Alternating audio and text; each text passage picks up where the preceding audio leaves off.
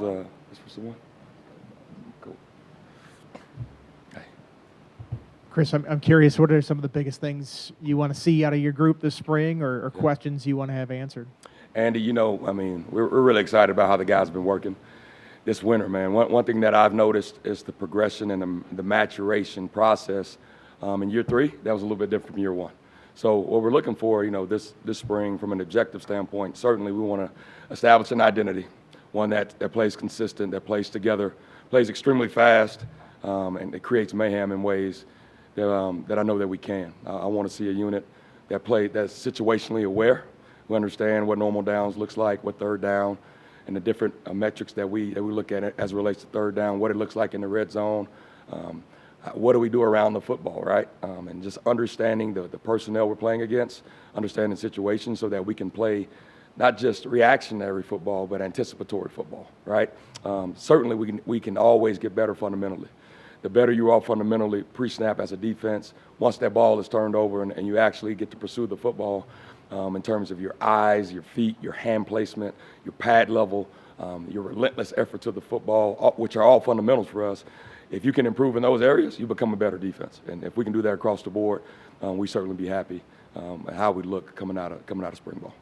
I know you haven't seen him on the field yet, but what has Brumfield been like so far in the weight room workouts just around the team? As advertised.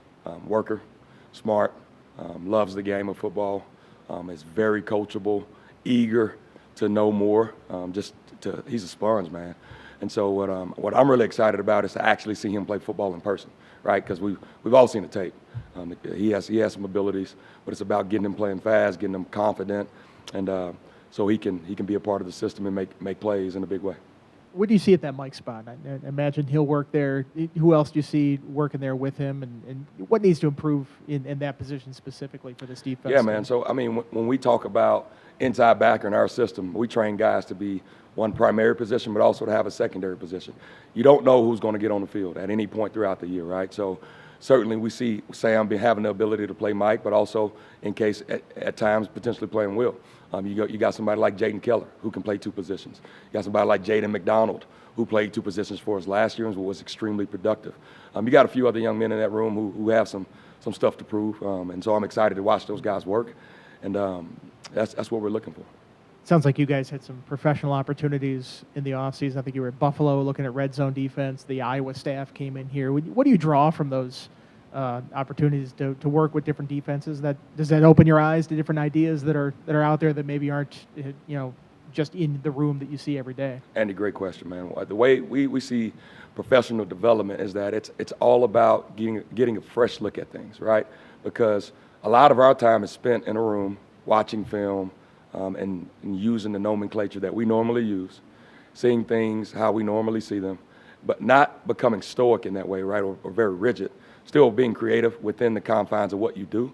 But what happens is when you talk to people who still coach the game of football but kind of live in a different world, different language, how they see things, how they coach things, it's one, refreshing, right? 2, it can reinforce some things that you're absolutely coaching, right? Because those guys do things well, and you talk about the same things, and you enforce or reinforce or restate the same things, it lets you know that you're coaching the right stuff. And then to your point or question, you absolutely want to get at least 1 or 2 things from these staffs, right? What can we add or modify in a way that can help make us better, make us more efficient, make us more explosive on defense, create more mayhem, make us more consistent, that can help us be better in 1 or 2 ways. And certainly from both of those, we were able to do that. Yeah, football coaches are always pretty secretive about their secret sauce and how they do stuff. Is that easy to get out of people? I mean, imagine if you're setting this whole thing up for staffs to go visit, that they're amenable to sharing stuff. But yeah, just like with anything and in any profession, it's about relationships, and it's about a level of trust and understanding, right? We don't do those things to then go out and talk to 10 other staffs about what we learned from staff X or staff Y. So those things are still probably, in large fashion, still in-house, but you take what you can and apply where you can. Good morning, Coach. Hey, good morning, man. Coach Pry was just in here. He said Kelly Lawson's going to be out for the spring, dealing with a little injury.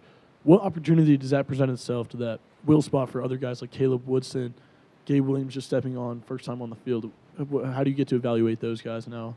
Opportunity, right? So, snap counts probably get to go up. The opportunity to get on the field faster is apparent there now. And so I'm really excited. But again, to Andy's question earlier, we cross-train guys for situations just like this. We play a very physical game where you don't know if and when something's going to occur. But as a coach, you have to always prepare that way. And as players, you always want them to not have a singular skill set, right? To have a multitude of skills and traits that make them more attractive to be able to get on the field sooner, where they're not just siloed to one position. So, that's attractive for our kids. And certainly, like, I just go back and think about a young man by the name of Chamari Connor, right? He played safety for us. He played corner for us. He played nickel for us. And what is he doing right now with the Chiefs? Playing almost every position on the field. And so it doesn't just help us in our program, but it also, markets the young man in a very attractive fashion for the next level. So you mentioned that. How exciting is it to cross-train guys like Caleb Woodson? Coach Fry was in here. You mentioned maybe even putting him at Will, Mike even, because you said until that start position alongside Keontae kind of gets figured out, you might not be able to move him. But with a lot of those guys shuffling around, how exciting is it to see him move around this spring? Caleb's worked. This offseason I've been really impressed with his consistency, with his urgency, his attention to detail, his intensity. He loves football, and he is excited to play. He wants to play, and he works that way. So I'm excited, again, to see him play ball and not just train. So we'll see what we get done. And then at that safety position, Jalen Stroman's kind of penciled in as the incumbent on either side, depending whether he'll play with Mose or Jalen Jones. Coach Fry's been complimentary of both on their various skill sets. What are you kind of looking for as they move forward and kind of hit the ground running in spring? Again, guys who are situationally aware, who can play fast and run by people, create mayhem and be consistent, have productivity, but who can be a large part of our identity, right? And so that's what we're looking for. At all 11 positions, senior, graduate student, all the way down to a true freshman. If you can check those boxes, we're excited about you. Chris, you have a luxury with bringing back Dorian and Mansour at cornerback. Derek Jones was talking to us a few weeks ago about how ideally at the slot nickel spot you want to start Dorian there because that's where teams line up their best receivers these days, in the slot, move around. How do you see Dorian working there? And is that something that you hope he can rise to the occasion of learning that position instead of just being a pure outside corner? I think Dorian will be able to do it. Not a doubt in my mind. I think Dorian's one of a few guys who we can see at that position. Certainly, I think Dorian has done a pretty good job a year ago establishing what he can do outside. Again, to continue to grow his skill set and to make him more attractive and more productive for us and more attractive for the next level, right? I think the next step is seeing what he can do at the nickel position. He's long, athletic, pretty savvy player, and is aggressive around the ball, has no panic to his game. And so, man, we're excited to see what we can do with him to the field, to the boundary, and the slot, him and a few other guys. Does the fact that Dante and Braylon got so many reps last year as true freshmen help with that process because they are comfortable playing boundary and field corner? Absolutely, man. It's like any of us. We walk in on our job. The first 6 months is a little bit different than month 18, right? These kids, the young men, have been here now for almost a year. They understand the language. They understand the level of expectation. They've seen a Mansour. They've seen a Dorian Strong work in front of them and what the expectation level is and consistency that we need from that position. And those two young men know how to work too. So they're not shying away from it or expecting anything to be handed to them. They're working for what they want to be. And so, man, we're excited about them as well. Absolutely. With the three new defensive tackles, transfers, Aeneas, Kamari, and Calvin, Yeah. it seems like Kamari is squatting some absurd amount on a different week, clocking in 20 miles an hour. Aeneas, all around. Calvin's coming in bigger. What have you liked out of them, and how much will they help this defense with what they can do? Maturation, one. Game experience, two. And their bodies, they've trained. So they're developed, and they're ready to roll.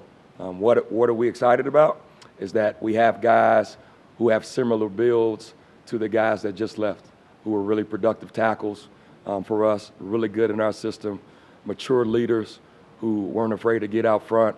I'm really excited about these young men who just came in. And not only have they come in or do they have mature bodies? Do they have game experience? But they've also come in with a really humble attitude.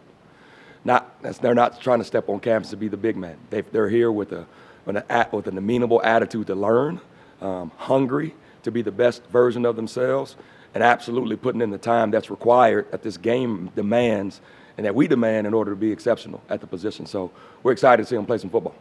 Have you ever been around a defensive tackle as athletic as Kamari in terms of what he does with speed and strength? I have. I will say that I have. It's impressive to watch anytime you're around a young man who has that capability.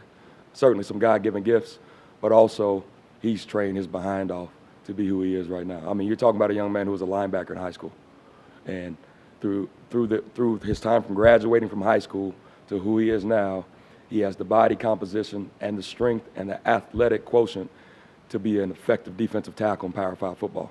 That doesn't happen by accident. So we're excited about him. We have time for a couple quick ones on Zoom. Any questions for Coach Marv on Zoom?